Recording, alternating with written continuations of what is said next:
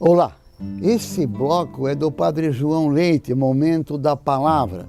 O Padre João Leite está hoje em Rio dos Cedros e com a Escola Diaconal na sua 12ª etapa.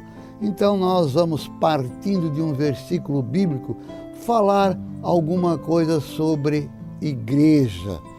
E gosto sempre de lembrar o versículo 8:32 do Evangelho de João. Conhecereis a verdade e a verdade vos libertará. Partindo, quem nos fala do Papa Francisco, também comprometido com a verdade, é o Padre José Antônio de Oliveira, da Arquidiocese de Mariana, em Minas Gerais.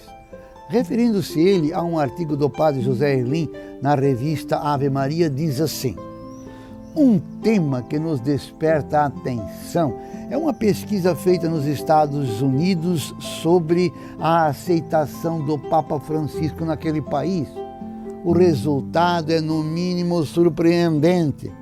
De acordo com a pesquisa, aquelas pessoas que têm menos contato com a Igreja Católica, sobretudo não cristãs, veem o Papa como um grande líder, alguém que merece respeito e acreditam na benevolência de suas intenções. Os católicos não praticantes percebem um sinal de esperança e acreditam na possibilidade de mudanças mais profundas na igreja. Muitos, inclusive, dizem que voltaram a frequentar a igreja e participar das celebrações. A gente sabe que uma parte do clero o vê com certa desconfiança, isto é, muito forte ainda na Itália e sobretudo em Roma. Mas, de modo geral, em todos os países e também nos Estados Unidos, o clero demonstra esperança e está muito feliz com o jeito e o testemunho de Francisco.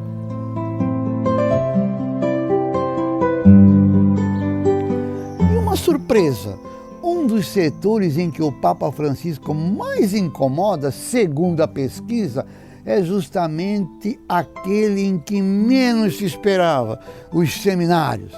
A maioria dos seminaristas dos Estados Unidos vê com desconfiança algumas atitudes e pronunciamentos do Papa.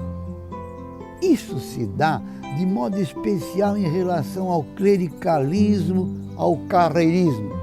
O Papa os exorta com veemência a não viverem o sacerdócio como um status social ou religioso. Quando eu estava na CNBB, atuando justamente no então setor de vocações e ministérios, testemunho padre, deparávamos com inúmeros cartazes, folders, páginas na internet de campanhas vocacionais. Uma grande parte desse material trazia fotos de casas bonitas ou até luxuosas, quartos confortáveis, áreas de esporte, piscinas, etc. Tudo para atrair candidatos. Se alguém entra para um seminário ou casa de formação por causa desses atrativos, como esperar desse candidato o desejo de servir, a gratuidade, o ardor missionário? Será que aceitará trabalhar numa periferia, entre excluídos ou num país de missão? Terá a mística do serviço ao próximo? Quase impossível. Outro elemento que pesa bastante são os padres midiáticos. Pessoas que fazem sucesso na TV, no mercado da música, nas redes sociais. A própria mídia coloca esses padres como modelo e referência. Muitos jovens procuram o presbiterato motivados por essa visibilidade, esse sucesso. Aí entra fatalmente o carreirismo, o estrelismo, o uso da religião para se promover. Não é a busca de um Deus a quem quero servir, mas o servir-se de um Deus e da fé unicamente para a realização pessoal. Há ainda a questão do neoconservadorismo, Não são poucos os que sonham com a volta de uma igreja triunfalista, piramidal, clerical, marcada pela ostentação e pelo luxo.